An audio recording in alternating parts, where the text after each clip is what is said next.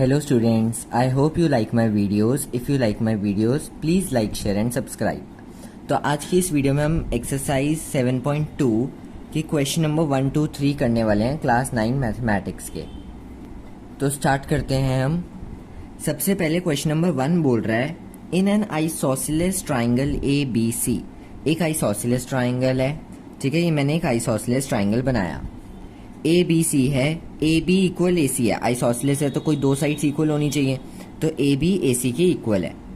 The bisectors of angle B and C intersect each other at O. B और C का bisector, bisector word जो है वो बहुत इंपॉर्टेंट है।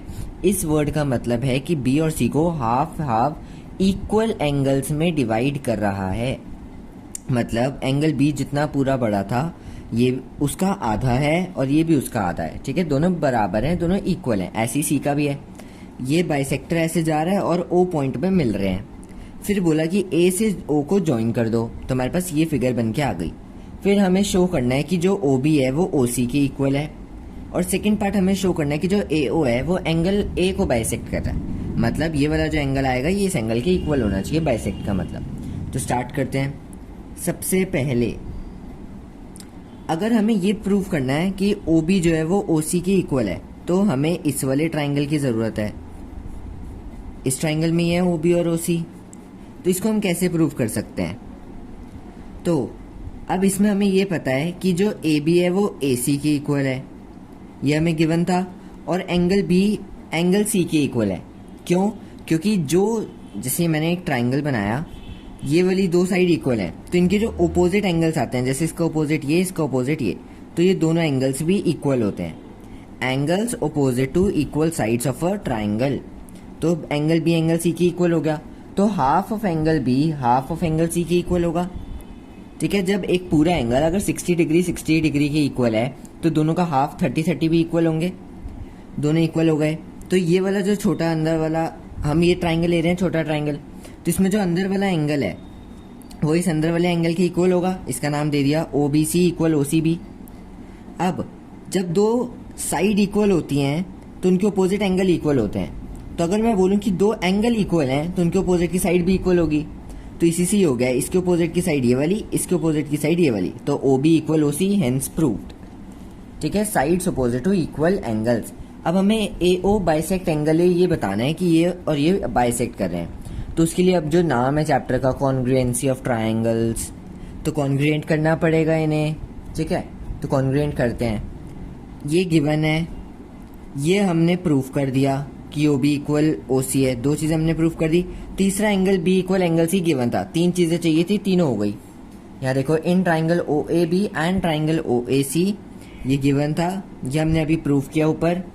ये भी गिवन था, angle B equal angle C, जो हमने यहाँ पर निकाला। मतलब ये गिवन था हमें, उस हमने ये निकाला था, फाइंड आउट किया था। तो ये पूरा इक्वल हो गया। अब इसके बाद by side angle side S A S rule से ये दो ट्राइंगल्स कॉन्ग्रुएंट हो जाएंगे। अब अगर ये दो ट्राइंगल्स कॉन्ग्रुएंट हो गए तो ये दोनों एंगल्स भी इक्वल हो जाएंगे by C P C T. और इसका मतलब ये हो गया कि जो ए ओ है वो एंगल ए को बाइसेक्ट कर रहा है, मतलब टू इक्वल पार्ट्स में डिवाइड कर रहा है।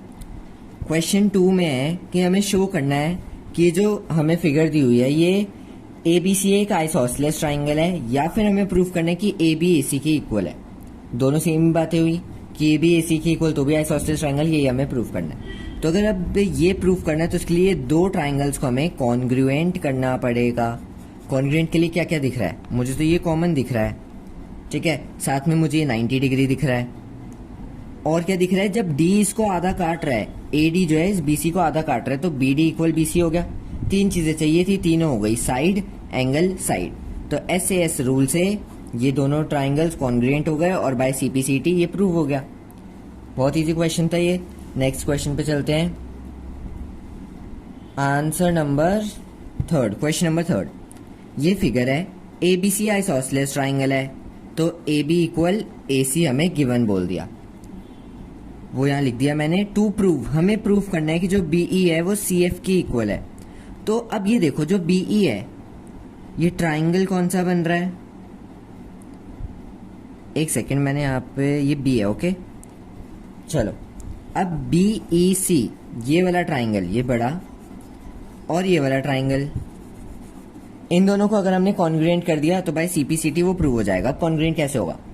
फिगर में दिखा रहे हैं 90 डिग्री, एक एंगल हमें मिल गया, BC दोनों में आ रहा है, दो चीजें हमें मिल गई। अब देखो तीसरा क्या होगा, सोचो।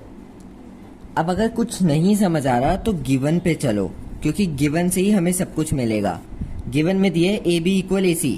अभी हमने फर्स्ट क्वेश्चन में पढ़ा कि जब AB इक्वल AC है तो ये वाले एंगल्स इक्वल होंगे और ये वाले एंगल इन दोनों ट्राइंगल्स में यूज हो रहे हैं। तो angle ECB equal angle FBC, तो angle opposite to equal side, दो एंगल एक साइड, एंगल साइड एंगल से हमारा ये प्रूव हो गया। तो by CPCT BE equal CF, hence prove. तो इस वीडियो के लिए बस इतना ही। नेक्स्ट वीडियो में पहले मैं आपका चैप्टर नंबर 10 है न्यू बुक्स में, ओल्ड बुक्स में चैप्टर 12 है हेरोन्स फॉर्मूला, वो फिनिश करवा दूंगा वन शॉट। फिर हम आगे ये चैप्टर कंटिन्यू करेंगे।